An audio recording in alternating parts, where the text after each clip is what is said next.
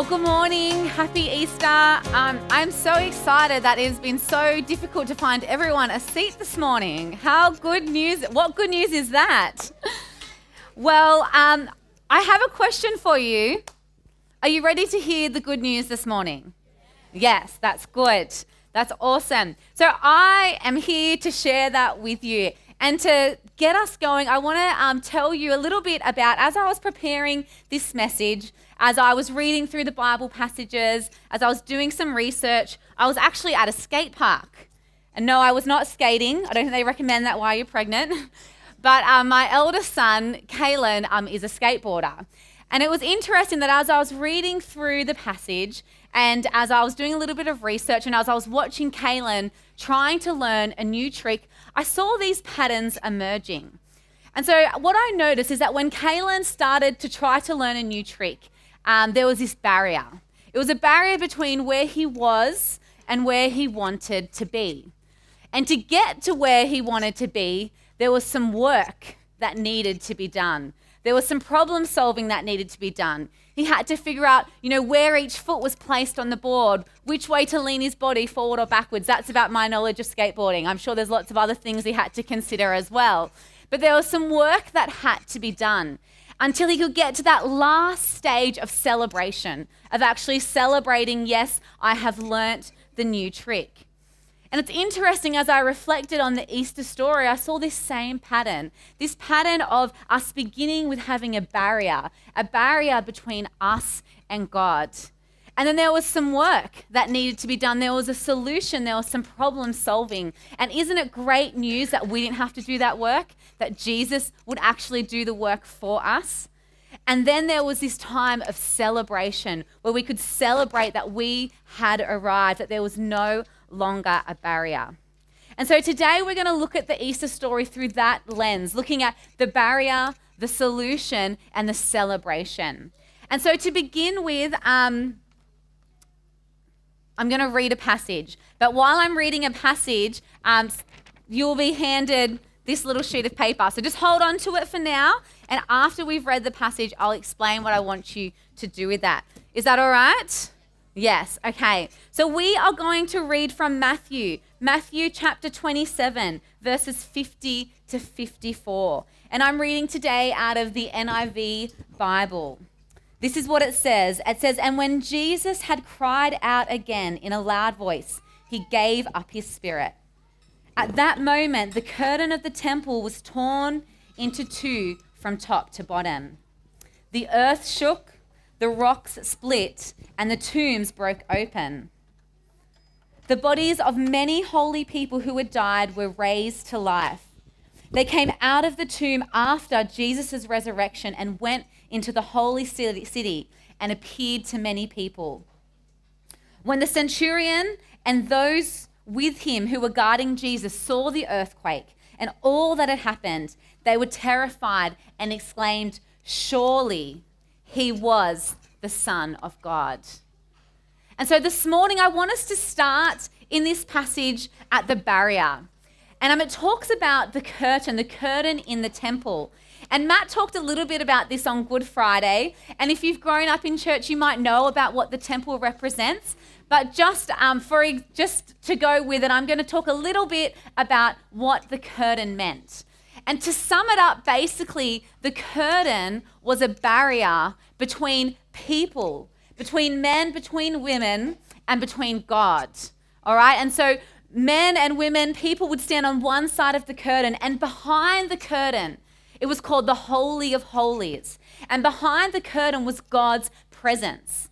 Now, before Jesus died, to get behind that curtain, you had to be someone special. You had to have a special role. And even if you had that special role, there were certain things that you needed to do to be able to enter into the presence of God, to be able to enter into the Holy of Holies.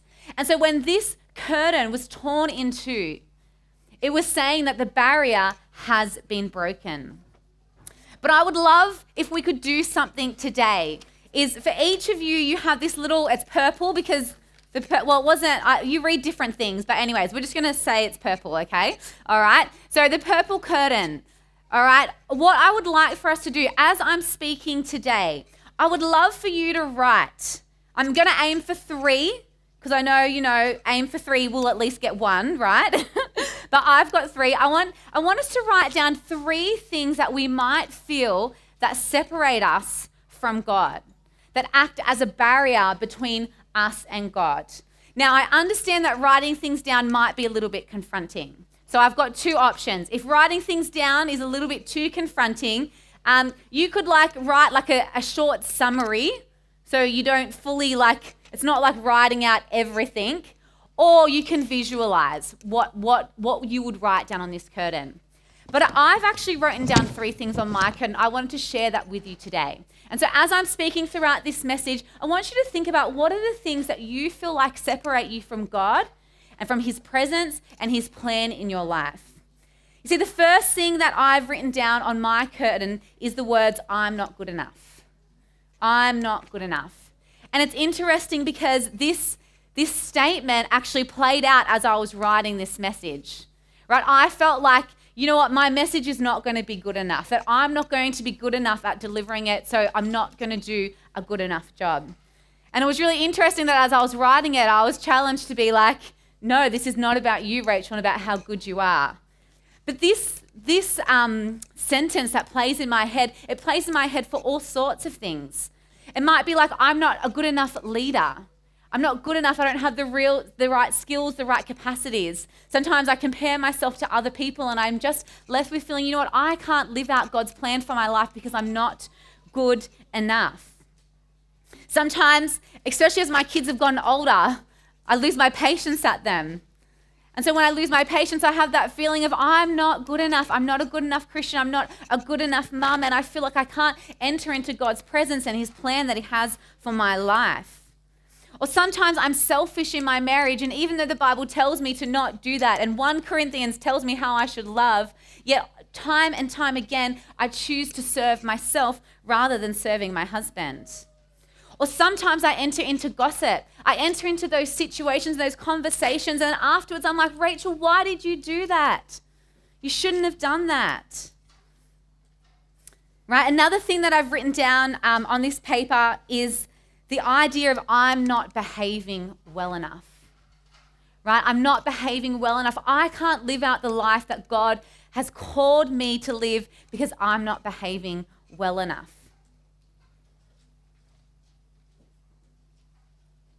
I used my example, sorry for the wrong one. But an example of how I'm not behaving well enough is, sometimes I will speed in my car. And then all of a sudden I get this voice in my head of, Rachel, you're a pastor. Maybe, you shouldn't be doing this. But it's about the shame that can come with that sometimes. And another thing that I wrote down on this piece of paper, and this has come back to me time and time again in my life, but it's I made the wrong decision. I feel like this separates me from God because I made the wrong decision, right? God's plan for my life is here, and I went this way. And so now I feel like it's impossible, like I can't get back into his presence and his plan because of this one decision I made. And this line will get played out in my head again and again and again. No, Rachel, you can't enter the presence of God because you made that decision. Remember 15 years ago when you made that decision? Well, because you've done that, you can't enter God's presence. You can't enter his plan. These are 3 things that come into my mind that make me feel like that I'm separate from God, like there is a barrier, like there is something in the way. But I wonder for you what it might be for you. Maybe there's an addiction in your life. Maybe there's an addiction in your life and you're like, as long as I have this addiction, I can't enter into God's presence and his plan. I'm addicted to alcohol. I'm addicted to pornography. I'm addicted to eating. I'm addicted to exercise. And as long as I'm living in this way, I am separate from God. And you believe that. And you believe that it is like a barrier that is in between you and in between God. Or maybe there's a relationship in your life and you feel like as long as I'm in this relationship that feels like it's breaking me down, that I am stuck. I'm stuck and God cannot come near me because I am unworthy. Or maybe there's a health issue that you're going through and you feel so limited that you feel like surely God can't use me. Surely God doesn't want to see me or look at me. I don't know what the barrier for you might be, but I want to encourage you that as I speak today to write 3 of those things down on this curtain. And I'm going to come back to this at the end. But for now, I want us to talk a little bit about the solution. Right? I talked about my son learning to skate and how he started in this space of barrier, of being where he was and where he wants to be. But to get there was this solution, this problem solving that needed to happen. And there was a lot of hard work. There was a lot of pain. There's falling over. There's getting smashed against the concrete. But I want to repeat what I said at the start before, is that when it comes to entering in God's presence, we don't need to do the work. Right? We don't need to go through the pain. That is what Easter is all about. And so I want to talk briefly about the work that Jesus did on the cross. Right? This passage tells us, and I'm actually going to look at it from a perspective of where Matt spoke from on Good Friday as well. Right? So Jesus started with being separated from God, from taking on all of our sin and feeling this separation between him and his Father. And then Jesus went through pain. He was whipped and he was lashed and he was nailed and he was hung on the cross. And then he died. And this is where this passage picks up and it says he let out his last breath. He gave up his spirit. And then after Jesus died, there was this breaking and shaking down. You see, after Jesus let out his last breath, this passage tells us that the curtain was torn. It tells us that the ground was shaken. It tells us that the rocks were split in two and the tombs were broken open. And as I did a little bit of reading about what was happening here, is these references were to both the spiritual and the natural barriers that separate us from God. And so when the curtain was torn, it was like God was saying, there is nothing spiritual in this world that can separate you from me now. There is nothing spiritual in your life that will stand in the way between you and God. And when we see the earth shaking and the rocks being split and the tombs being broken open, right? I don't know about you, but when I see a rock, right? That's pretty solid. Has anyone here tried to break a rock before? I'm sure there's some who have tried. Has anyone successfully broken a rock before? Good job. But these things, the ground, the rocks, the tombs, they were firm. And I'm sure people thought they will never, ever be broken.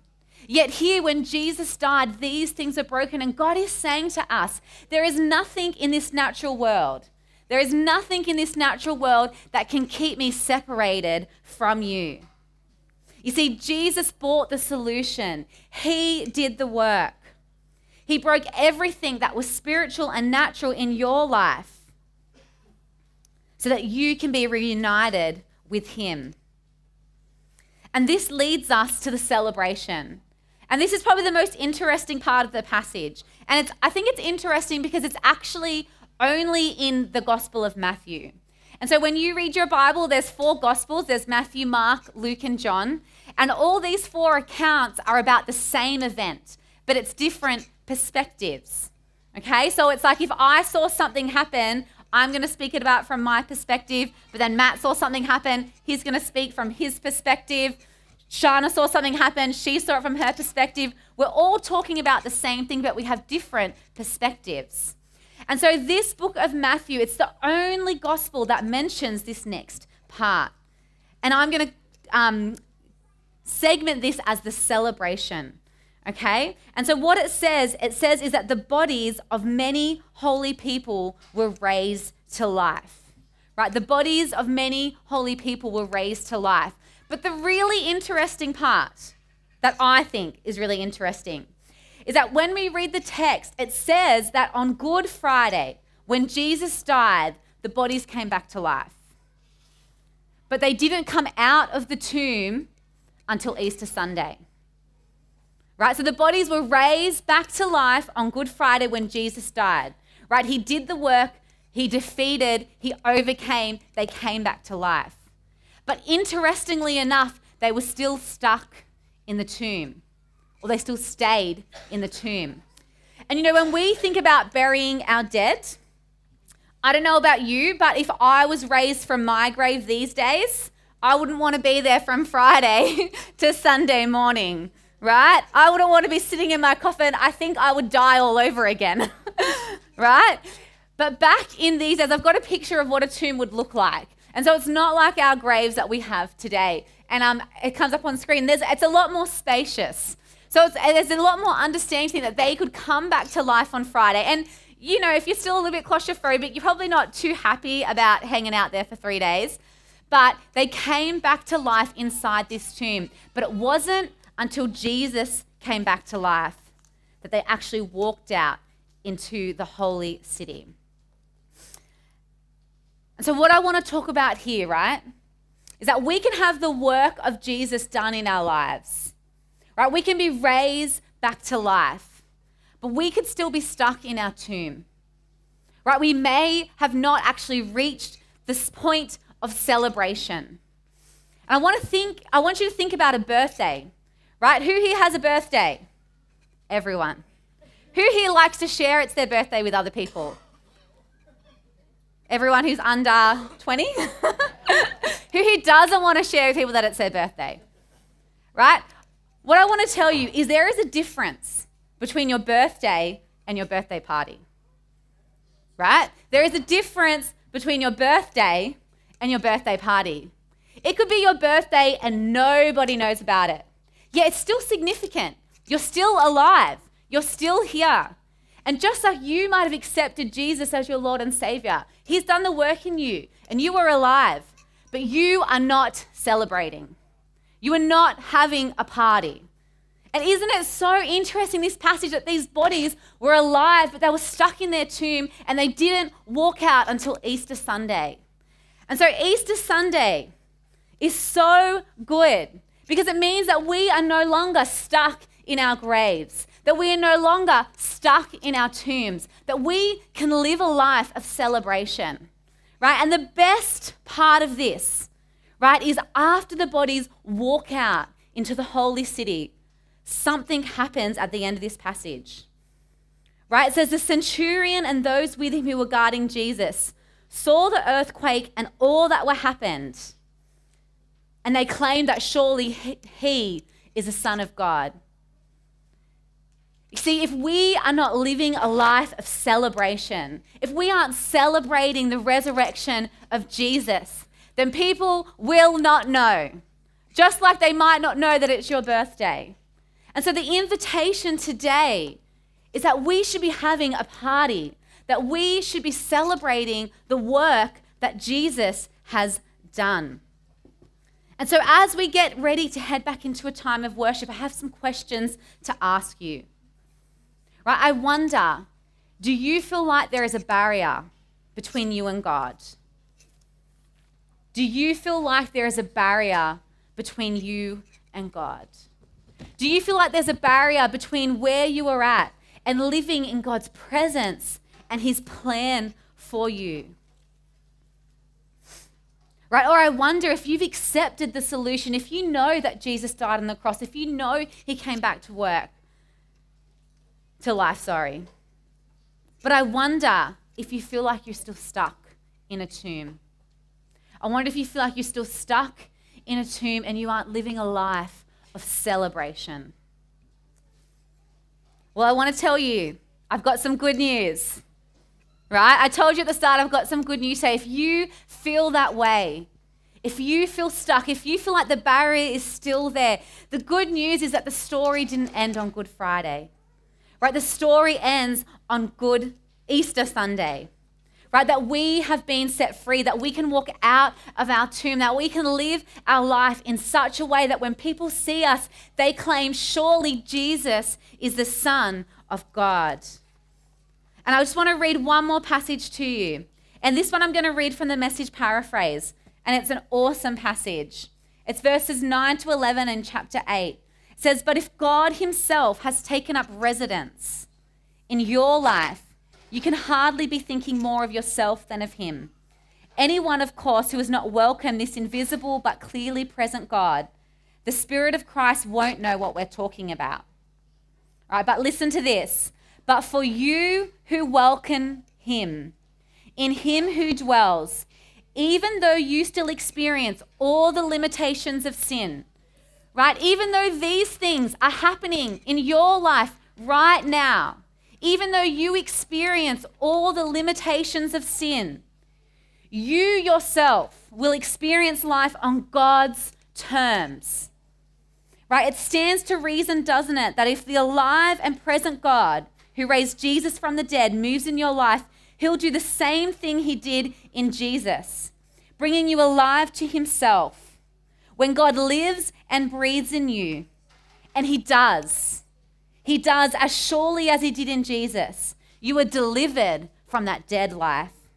With his spirit living in you, your body will be as alive as Christ. You see, Jesus did not stay on the cross. Jesus did not stay in the tomb. Jesus was brought back to life. He walked around this world, and because he walked around in this world, people knew that he was the Son of God. Right? And the same God that did that in Jesus can do that in you. And because of Resurrection Sunday, because Jesus came back to life, nothing stands in the way. Can I tell you today, nothing. I don't care what you wrote down on that piece of paper. I don't care if it's the most horriblest, worst thing in your whole entire life. There is absolutely nothing spiritual, nothing natural that can stand in the way of you entering into God's presence. Nothing can stand in the way of you living life on God's terms, on delivering you from that dead life, of walking out of that grave and walking out of your tomb. Nothing can stand in the way of you living your life as a celebration, as a party to what Jesus has done, so that others might confess that surely Jesus is the Son of God. And so what we're going to do, I'm going to invite the band up now. And we're going to try something a little bit fun. Has everyone got their curtains in their hands? Right, what we're going to do is, so that we don't forget that nothing can stand in the way, is I'm just going to explain it, so don't do anything just yet, all right? So just listen, all right? Is we are going to hold our curtains and we're going to count down from 3. And when we say, after we say 1, we're all going to tear our curtains, right? And then I'm going to pray. I'm going to pray for each and every one of you that whatever you wrote down on this piece of paper, I'm going to pray that it has no more power in your life, right? I'm going to pray that when you experience the limits of sin, that you will go, no, no, no, no, no, no, no. Yes, I do sin. Yes, I'm not perfect. Yes, I make mistakes. But Jesus did the work. And because Jesus has done the work in me, I'm going to live on God's terms. I'm going to live on God's terms. I'm going to enter into his presence and his plan into my life, and nothing is going to stand in the way. So can we do that together? Can we stand up? All right. Now, I'm going to count, and when I say 3, 2, 1, and then after I say 1, we're going to tear together. All right? And if we don't get it in time, it's okay, because God has forgiven us. Nothing's going to stand in the way. All right? Are we ready? All right. 3, 2, 1. Dear Heavenly Father, we just want to claim right now that there is nothing that stands in the way between us and you. There is nothing that stands in the way of your love and your presence and your plan for our lives. And dear Jesus, I pray that as we step out of this space, that we will be having a party, that we will be having a celebration because of the amazing and supernatural work that you have done in our life. Dear Lord, I thank you that you have broken everything spiritual and everything natural that we feel like separates us from you. And dear Lord, I just pray that the way we celebrate, the way that we party will cause people to say, surely Jesus is the Son of God. Let's worship together.